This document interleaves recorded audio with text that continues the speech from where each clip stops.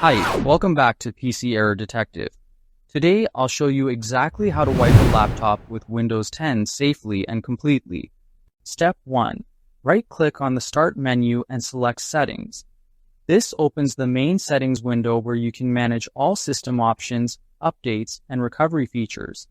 Then go to Update and Security and click on Recovery to find the reset options. Step 2.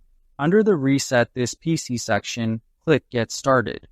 This begins the reset process and allows you to choose how thoroughly you want to wipe your laptop.